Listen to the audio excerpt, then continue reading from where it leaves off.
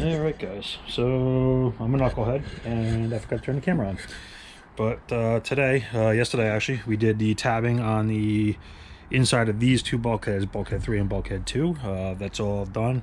There's a few spots where it looks like the fillets had kind of sagged and left an air pocket behind, but we'll fix those pretty easily. There's only like 1 or 2 spots, I think. Actually, there's like 3. I can see there's 2 on the starboard side. I don't know if you can see them from this far back, but there's also one little one at the top on the port. Again, we'll just drill it out. We'll fill it with the syringe, just like we did before, and yeah, we should be good to go after that. I have started out. It's kind of cold today, so I started laying our intermediate bulkheads out. They only come up to the height of the bridge deck here, and it's actually shy of the bridge deck. It's the thickness of the foam core panels shy of the bridge deck. That way, when we glass the floor in, everything is flush with this bridge deck. So I laid out the back 2 so far, 1 and 2.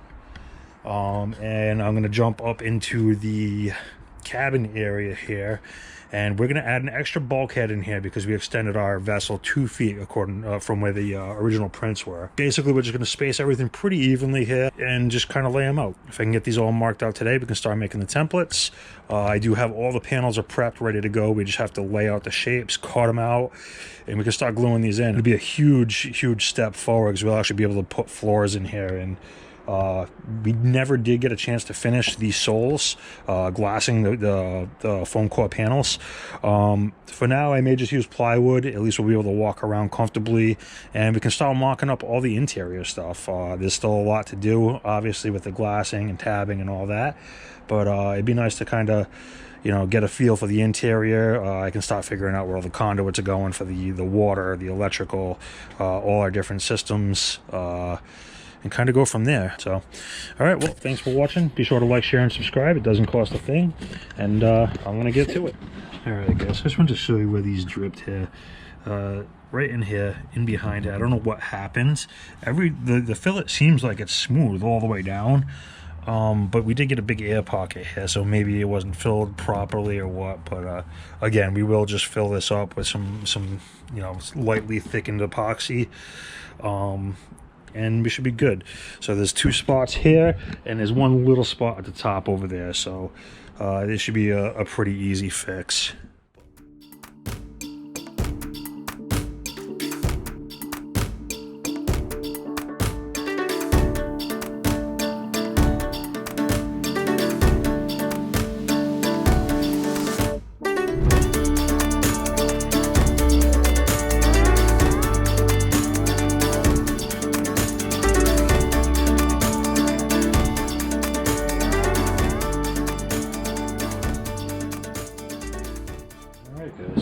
So that should be the final layout for the intermediate bulkheads. I already did the one in the front. I did the sole in the front already.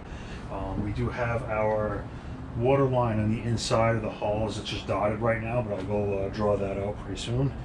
So we're going to put the head in this corner here. The thought is we'll have kind of like either a roll-up door, almost like a I think they call them tremodor doors. Something to that effect, or an accordion style, where we can just kind of block off this corner here. There'll be a shelf, an elevated shelf above everything, and I might not be able to stand up fully in there, but it'll get the head out of the berth. Originally the head was up in the bow of the berth, and we just don't really want to sleep with that smell, so yeah, we're gonna move it. It looks like everything's going to work out perfectly, where I can actually use this bulkhead for the height of the toilet seat, and we should be able to kind of work it from there. Laid everything out. It all looks pretty good. I'm kind of happy with the layouts. I did mark which side. Obviously, you always mark which side of the line you're covering. Cover the X. Again, I did the back already. That's all set. So yeah, next mission here will be to start making templates. Again, we're just going to use the door skin material, hot glue the templates up, and we'll start cutting them out. So today I am working on marking out all of the intermediate bulkheads, making templates for them, the same way we did the big bulkheads.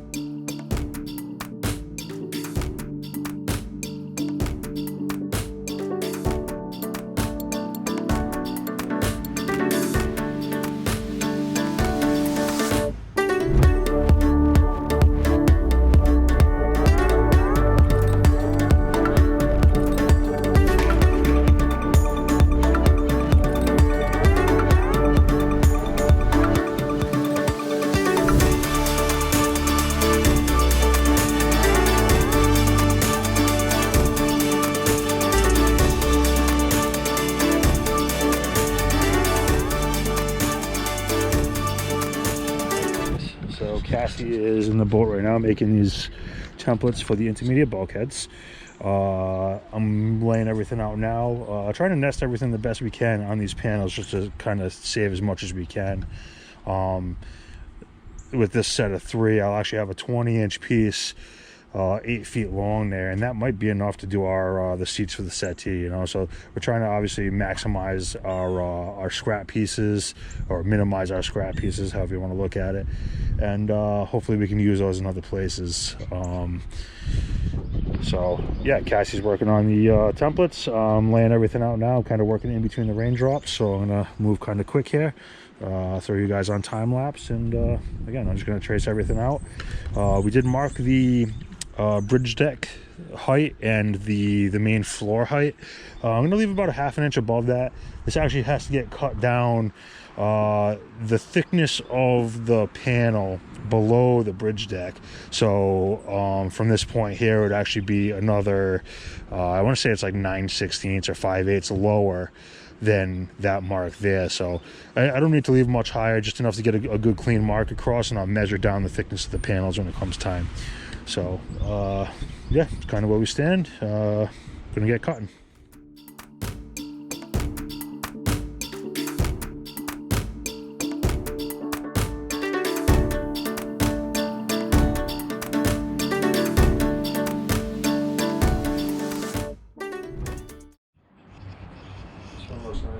Doing a dry fit, test fit. Everything looks good. Carl just cut the panel from the template I just made. And yeah, that's 1 out of what, 7? No. That one, yeah, it's 1 out of 7. 1 out of 3 7. out of 7, really. We have cut 3. How are those looking? This one looks pretty good. I expected a little bit of a gap on this wall here, and we'll just push this in just like we did that. It ain't gonna take much to push this in because it's like, you know. So Cool. that was good.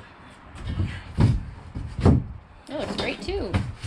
It should be right on. I mean, as long as you get some those pieces holding against the wall, and get the damn cord pushing against it. But Looks good too. looks on now. That's beautiful. Beautiful. That's right there. So I'm gonna take this down, like I say, ½ inch all the way across. So it's not a big deal. All right, cool. So that's 3. Nice. That's be our fuel tanks. This will be storage lockers in the back. Where you're standing will be a water tank. No, where you're standing, yeah. That'll be storage. On the other side of where you're standing, directly across, will be batteries. So we're going to try to balance everything. Yep. So the weight of the water should offset the weight of the batteries. We have dual fuel tanks, so that shouldn't really matter much. Okay.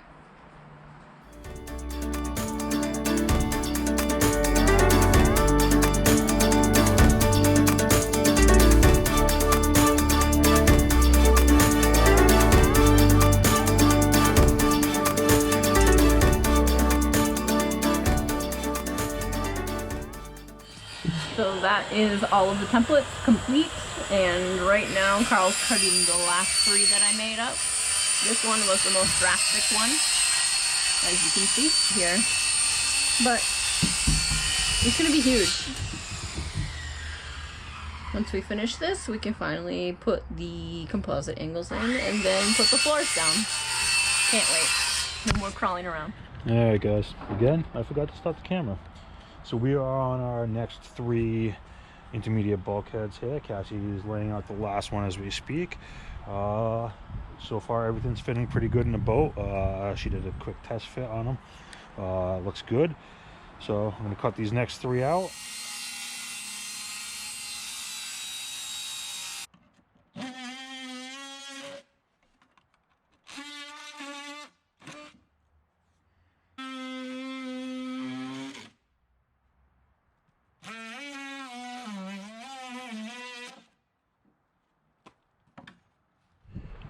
I do want to make a quick comment here. Somebody had asked why we use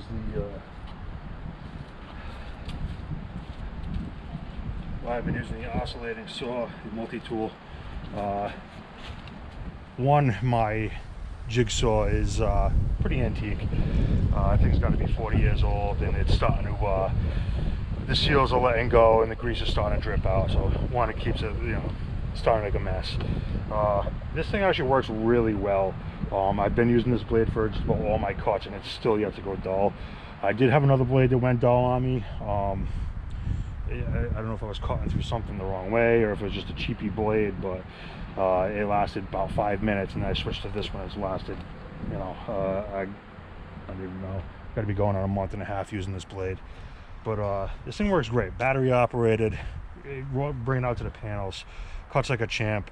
Very little dust, and it makes a nice narrow curve. So the material that actually gets cut out is super narrow. So far it's been a great investment. You know, I see a lot of other guys using it, and I would definitely recommend it if you're building a boat. They also sell other attachments. I did buy the sanding attachments for the corners, so a little triangle piece. So that's going to be really handy when we start doing all the interior work. So again, great tool. The jigsaw does have its place, you know, its time and place, but for a lot of this stuff, this is just as fast and easy. You're wrong, it's on you. How dare you? How dare I what? Not my fault. You made the templates. If the templates were wrong. There's a little bit of a gap. Oh, that's nothing. Tell them. I think this one's okay. Okay. So just put a little pressure against Yeah. the wall and drop it in. Yep. Okay. There you go. Cool. So this one is just this little spot right here.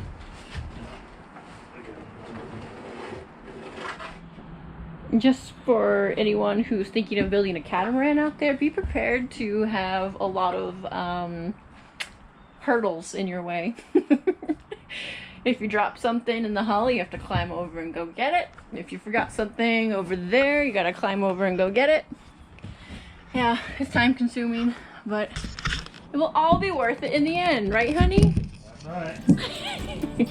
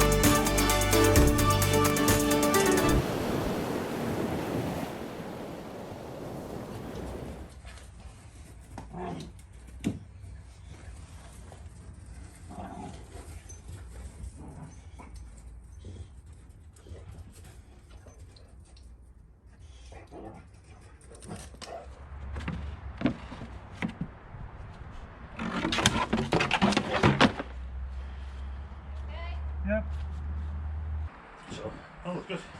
Okay, so I have 2 more. Okay, 2 more done. 2 more to do.